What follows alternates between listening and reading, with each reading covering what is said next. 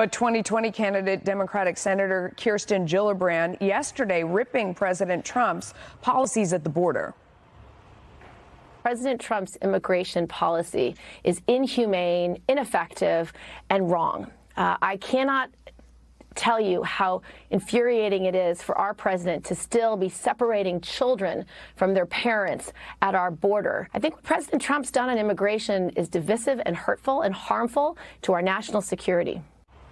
Chris, what drives me crazy about this conversation is those who sit there and criticize what everyone else is doing and offer no remedy themselves. There's room for a lot of fixes from all different sides because it's a disaster. And that's kind of the Washington way, is to offer criticisms but not solutions. I'll tell you what frustrates me as someone who does a lot of work in Texas is that Kirsten Gillibrand has had plenty of opportunities to go down and tour the border with Senator Cornyn, Senator Cruz, Governor Abbott, and she refuses to do so. So for her to somehow sit in New York and pass judgment on those who actually live and work and represent border states and who are working very closely with the president to try and get these problems fixed is beyond the height of hypocrisy. And she clearly is completely out of touch as to what's going on with the border, where some estimates have as many as 1 in 3 children are being brought in that are by drug traffickers to try and make their way across the border, sent back and then used again. And it's just really that's where the tragedy is here. And the fact is Washington continues to drag its feet, and it's politics. It's a clear case of politics being put over policy.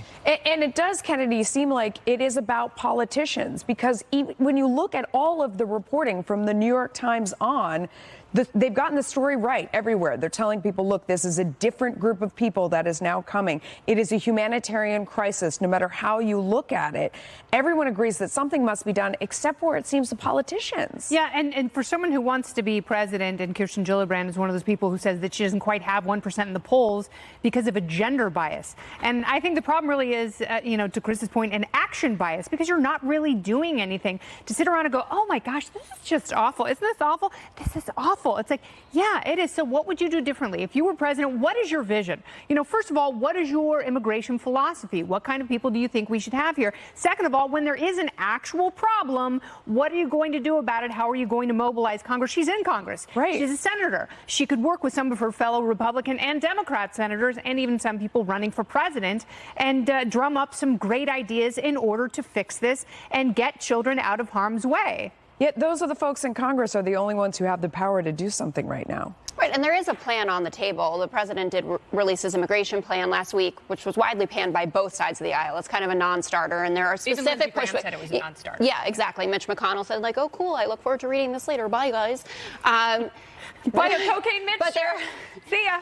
There are specific policies coming out of the Democratic 2020 hopefuls. Julian Castro has the most elaborate plan. It might be the most liberal of them, but he's out there leading with it. I understand the objections to what Gillibrand is doing, and it leads to this whole conversation about abolishing ICE. But there are Republicans who serve on the border, like Will Hurd, who do not agree at all with Republican orthodoxy about how to address this crisis. I think Jay Johnson has done everyone a great service, especially Democrats, and kind of leading the way to say, it's official, this is a crisis, we need to talk about it in that language.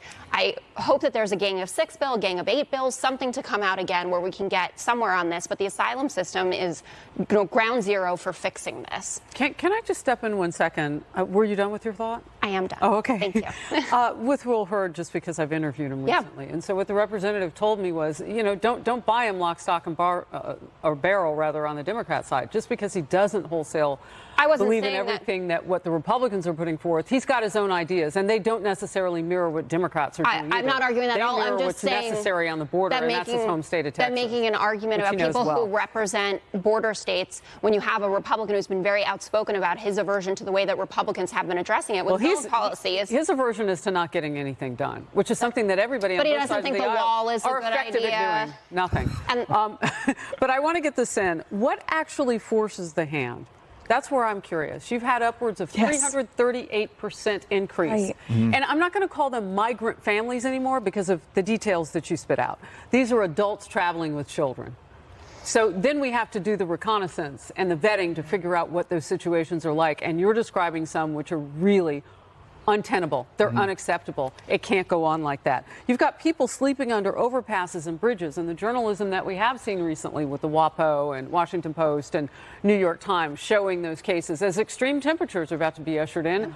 because it's going to be summer. And Lord knows it is hot along the border in some places there, like my home state of Arizona. So I just want to know, from your perspective, anybody on the couch, what constitutes a tipping point? We've been at a crisis. We are in the middle of an emergency. Even Democrats are seeing this. What is the tipping point? What does it take to get everybody to say, like we do on this couch every day, let's get this done. Let's do better than that. We've seen the head of Border Patrol say that what she was worried about was this idea that they lose control of the border, that's what's next. I that had they lose the control. second in command of